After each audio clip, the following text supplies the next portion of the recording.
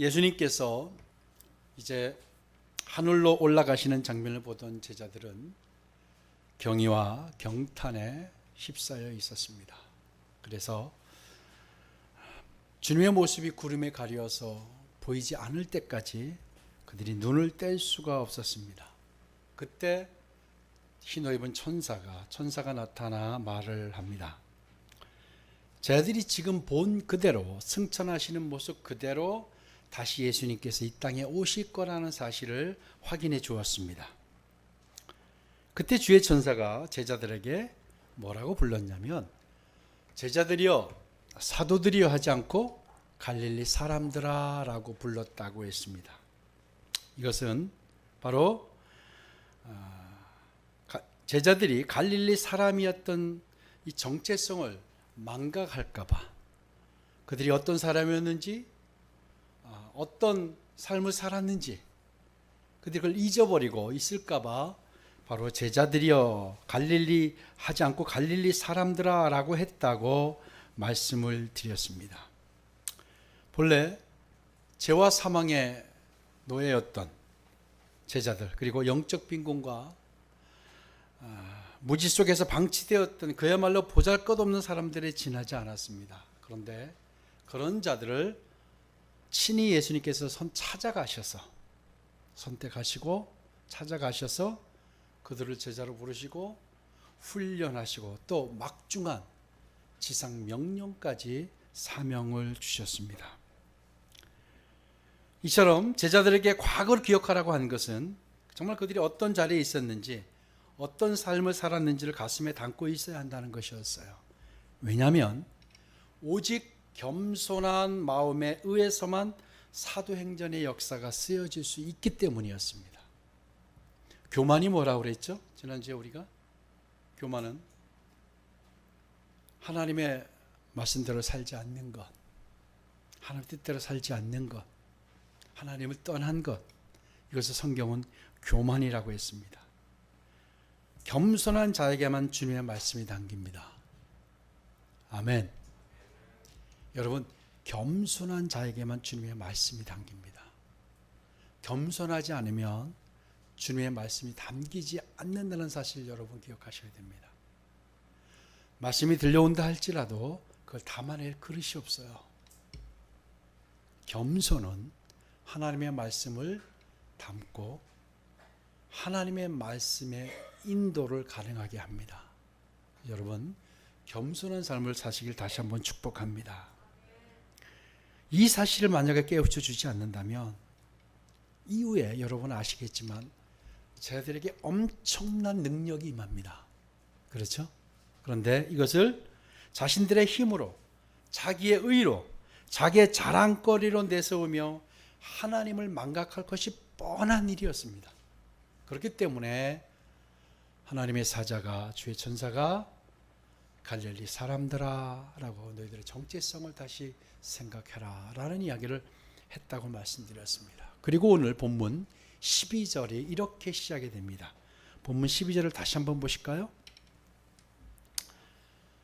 제자들이 감람원이라 하는 산으로부터 예루살렘에 돌아오니 이 산은 예루살렘에서 가까운 안식일에 가기 알맞은 길이라. 아멘. 예수님께서 승천하신 장소가 이제 감람원, 감난산이라고 하는 곳이었다는 사실을, 그 정보를 우리에게 전해주고 있습니다. 그리고 제자들이 예루살렘으로 돌아왔다라는 이야기입니다. 자, 이제 예수님께서 하늘로 올라가셨어요. 올라가신 후에 제자들의 마음은 복잡했을 겁니다. 이제 삶의 현장으로 향해야 했기 때문입니다. 부활하신 주님을 만나고 주님과 더불어 먹고 또 대화 나누고 승천하신 장면을 본 이후에 이제 이들은 삶의 현장으로 향해야 했기 때문입니다. 다시 오실 주님을 소망하며 그리스도인으로 살아가기 위해 예루살렘으로 그들이 돌아와야 했습니다. 이제 무엇을 해야 할까요? 제자들이 뭘 해야 될까요? 얼마 전 여러분도 기억하실 겁니다. 예수님께서 돌아가셨을 때 제자들은 고향으로 내려가기 시작했습니다. 그리고 자기의 삶으로 다시 돌아가기로 한 제자들도 있었고 또 두렵고 무서워서 숨게 바빴던 것이 제자들이었습니다.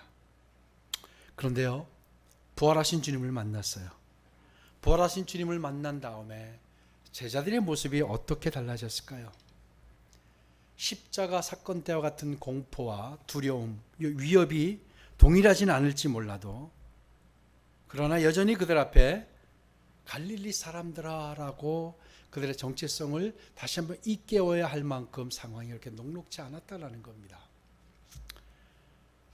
그 이후 제자들이 무엇을 했는지 오늘 본문이 우리에게 상세하게 알려주고 있는데요. 바로 그것이 13, 14절이 우리에게 밝혀주고 있습니다. 우리 13, 14절을 같이 한번 볼까요?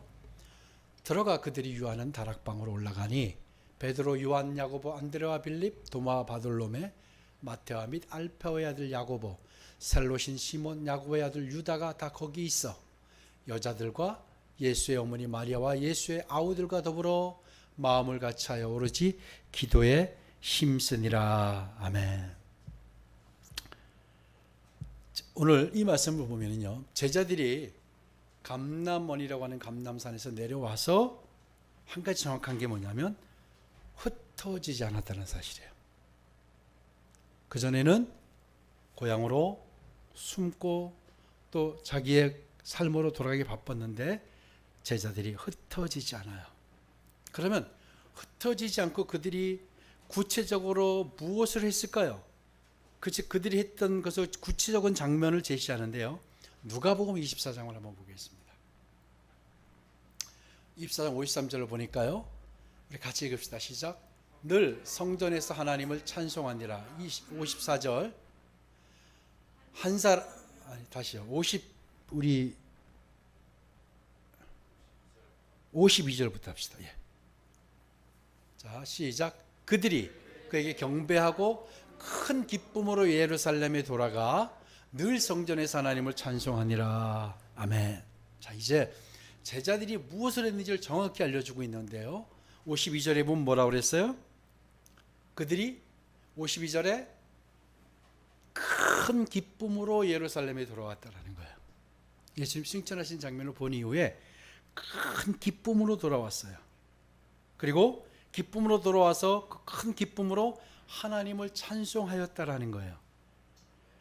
여러분, 제자들이 기쁨으로 돌아온 것이 왜 이들이 기쁨으로, 어떻게 기쁨으로 돌아올 수 있었을까요? 주님의 승천을 보았죠. 예수님의 승천 장면을 보았는데 이들이 기뻐했던 것은 바로 무엇보다 예수님의 부활을 경험했기 때문이에요. 이들이 과거와 달라진 것은 예수님의 부활을 보고 듣고 보고 그들이 알았어요. 부활을 경험했다라는 거예요. 그래서 이 주님의 부활은요, 미래를 알 수 없고 어떻게 전개될지 도무지 상상할 수 없는 상황이라 할지라도 제자들의 기쁨을 갖게 하였다라는 거예요. 그러니까 이 부활은 상황이 어떠하든 미래가 어떠하든 무엇을 주었다고요? 큰 기쁨을 주었어요. 여러분, 부활하신 주님을 믿고 계시죠? 부활하신 주님을 알고 있죠? 주님을 경험했어요. 그러면 우리의 불투명하고 염려되는 미래, 우리의 앞으로의 상황들, 그런 가운데서 우리가 뭘 가져야 돼요? 기쁨을 누려야 돼요. 왜 아멘 하지 않습니까? 네. 여러분, 부활은 모든 상황을 이기게 합니다. 여러분, 이 장면이 단순한 장면 같지만 어마어마한 놀라운 변화예요. 숨기 바빴고 돌아가기 바빴던 제자들이요, 아무것도 확실한 게 없어요. 그렇지만 어떻게 달라졌어요? 큰 기쁨으로 예루살렘으로 돌아오는 거예요. 큰 기쁨으로 예루살렘. 다시 이야기하면 부활은 우리에게 큰 기쁨을 가져다 주는 거예요. 그리고 그들이 어떻게 했다고요? 모여서 흩어지지 않고 성전에서 하나님을 찬송했다. 무슨 말일까요? 예배했다라는 거예요. 그들이 큰 기쁨으로 하나님을 예배했다. 늘 성전에서 하나님을 찬양했다. 바로 이야기는 그들이 기쁨으로 성전을 떠나지 않았다라는 거죠. 이 말은 그들이 정말로 있어야 할 곳에 있게 되었다라는 말이기도 합니다. 제자들이 어디 있어야 되냐면 예수님이 돌아가셨을 때 함께 모여서 기뻐하고, 예수님 돌아가신 자체를 기뻐하기보다는 그들이 모여서 뭐를 해야 돼요? 같이 모여서 기도하고 찬양하고 있어야 되는데 흩어졌는데, 이번에 부활하신 주님을 만나고는 그들이 함께 모여서 찬양하고 그들이 있어야 할 곳에 있기 시작했다라는 거예요. 하나님의 놀라운 역사는 어디서부터 시작되는지 아세요? 있어야 할 자리에 있는 겁니다. 아멘. 여러분이 있어야 할 자리가 다 있어요. 사람은 누구나 있어야 할 곳이 있어요. 여러분도 하나님께 부름받은 여러분들이 있어야 할 자리가 어딘지 여러분 정도면 다 알 줄로 믿습니다. 있어야 할 자리에 있을 때 하나님의 역사가 시작되는 겁니다. 제자들이 이제 자기들의 자리에 있기 시작했습니다. 그리고 또 예루살렘과 온 유대와 사마리아 땅까지 이르러 내 증인이 되리라는 지상명령을 부여받았죠. 예루살렘으로 내려온 제자들은 이제 흩어지지 않고 함께 모여 찬송하고 있었다는 것, 이거 여러분 정말로 주목해야 됩니다. 사도행전이 가능했던 것은, 성령 행전이 가능했던 것은 바로 이것 때문입니다. 그들이 흩어지지 않고 모여 한 마음으로 하나님을 찬양하기 시작했어요. 흩어지지 않고 모여서 하나님을 예배하기 시작했다라는 거예요. 여러분, 교회 공동체가 흩어져서는 사도행전을 써내려갈 수 없다는 걸 알게 됩니다. 아멘. 전도서 4장 12절이 뭐라고 말하는지 아세요? 한 사람이면 같이 읽읍시다. 시작. 한 사람이면 패하겠거니와 두 사람이면 맞설 수 있나니 세 겹줄은 쉽게 끊어지지 아니하느니라. 아멘. 초대교회 부흥의 역사는, 복음의 역사는, 성령의 역사, 성령 행전의 역사는 여기서부터 시작이 되었어요. 흩어지지 않는 거예요. 있어야 할 곳에 있는 거예요. 그리고 예배하고 찬양하는 거예요. 그리고 제자들이 이처럼 흩어지지 않은 것 중에 하나는 뭐냐면요, 외부로부터의 두려움이 사라진 게 아니에요. 외부로부터의 위협이 다 사라진 것이 아니에요. 그런데 그것이 두려움으로, 위협으로 느끼지 않았다는 겁니다. 아멘. 그러니까 위험이 모두 사라진 것은 아니지만 부활하신 주님을 경험하고 목격하고 그들이 세상 끝날까지 내가 너희와 항상 함께 있겠다라고 하신 주님의 음성이 아직도 생생했어요. 그래서 그들은 어느 때보다 확신과 담대함으로 그들의 삶을 인도받을 수 있었던 겁니다. 또 중요한 것이 있는데 바로 예수님께서 뭐라고 하셨죠? 성령을 기다리라 라고 했어요. 사실은 예수님께서 돌아가시기 전에 그들과 3년 동안 있으면서 무수한 말씀을 또 반복적으로 하신 말씀이 있는, 내가 죽을 것이라는 이야기도 했고 다시 살아, 아무리 얘기해도 귀에 들려오지 않았어요. 그렇죠? 근데 제자들이 놀랍게 변해요. 예수님께서 누가복음 24장 49절에서 뭐라고 하는지 아세요? 볼지어다 내가 내 아버지께서 약속하신 것을 너에게 보내리니 너희는 위로부터 능력으로 입혀질 때까지 뭐라고요? 이 성에 머물라 하시니라. 자, 그런데 전에 같으면 이 말씀도 그냥 지나쳤을 거예요. 근데 이제 그거 생각나요. 그리고 이제 예수님께서 제자들의 과거를 잘 알고 계셨기 때문에 구체적으로 지시하고 가서 기다리라라고 말씀을 하셨어요. 그리고 그들이 예루살렘을 떠나지 않고 성령을 기다립니다. 그들은 한 가지가 더 있다면 사명을 이루기 위해서 이제는 그들이 변한 것 중에 하나가 뭐냐면 함께 해야 한다는 사실을 알았다고 하는 거예요. 여러분, 하나님의 일을 온전히 세우고 하나님의 나라를 세우기 위해서는 어떻게 해야 된다? 함께 해야 된다. 나 혼자 하는 게 아니에요. 어떻게 해요? 함께 해야 돼요. 근데 이제는 제자들이 함께 해야 되는 걸 알았어요. 우리가 2022년을 시작하면서 하나님의 나라를 가슴에 품고 다시 뜨겁게 시작했습니다. 결단했습니다. 그러면 이제 우리가 우리가 해야 되는 것이 이제 무엇인가가 분명해졌어요. 제자들과 같이 함께 모여서 기쁨으로 찬송하고 예배하는 거예요. 이거 우리 늘 하는 거잖아요 라고 생각하시면 안 돼요. 어떻게 한다고요? 기쁨으로 함께 모여 있어야 할 자리에 있고 예배하고 찬양하는 거예요. 제자들과 같이 함께 모여 기쁨으로 찬송과 예배를 드리며 성령을 사모하고 성령의 기름 부으심을 갈망하는 거예요. 여러분, 흩어져서는 안 됩니다.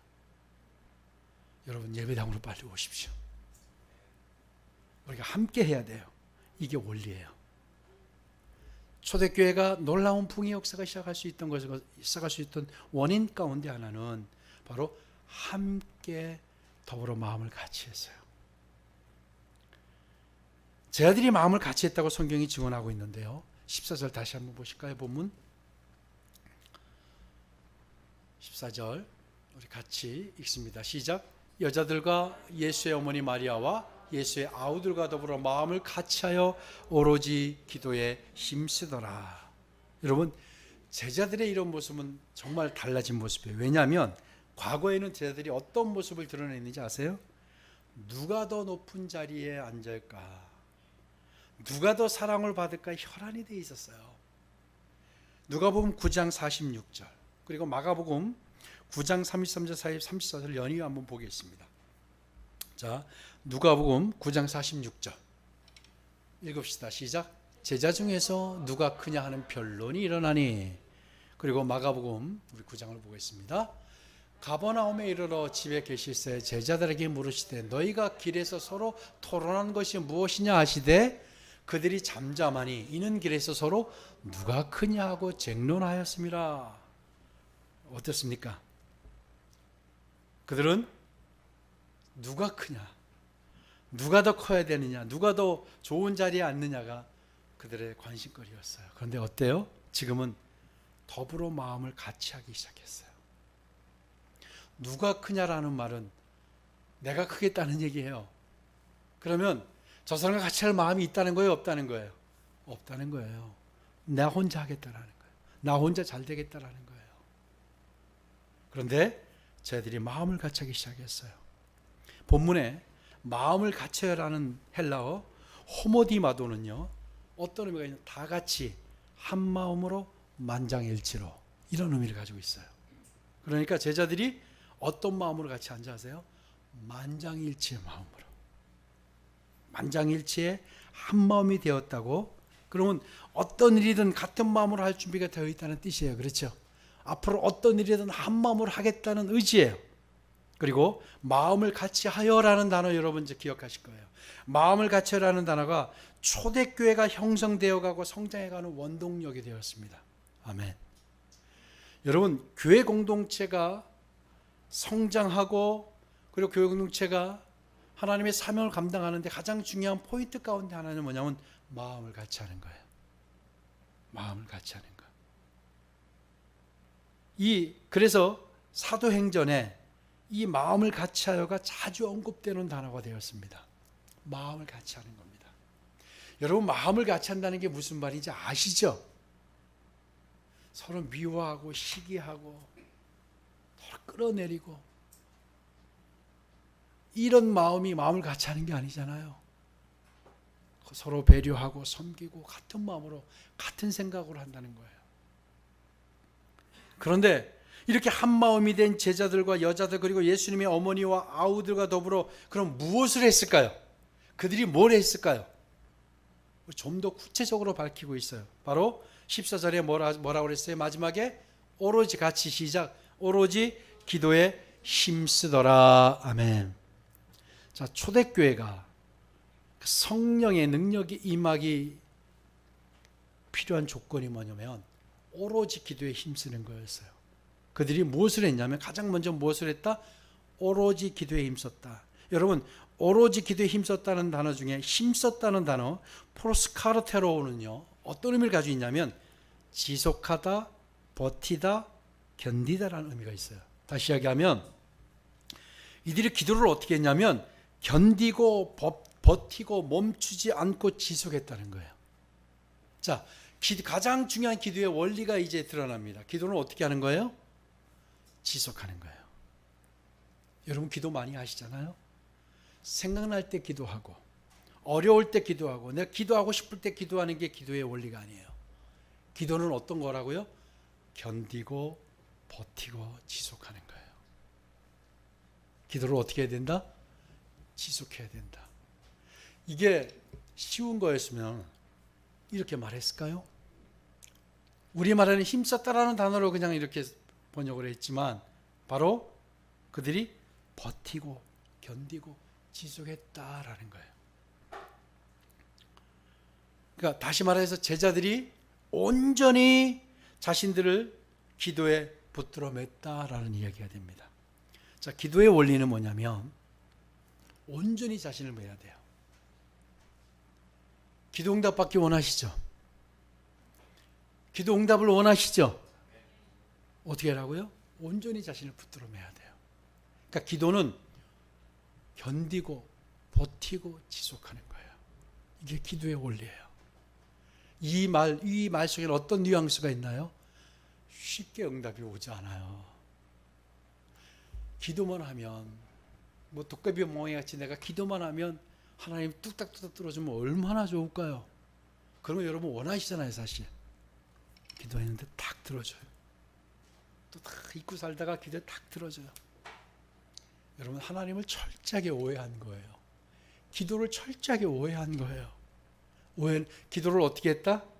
제자들이 변화된 모습 가운데 하나가 이거예요. 버티고 견디며 지속했어요.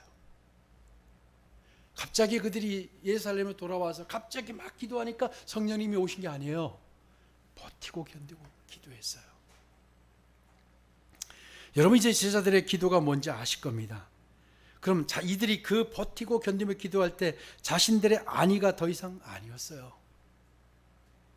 그렇지 않다면 제자들은 주님을 위해 결코 순교할 수 없었을 겁니다.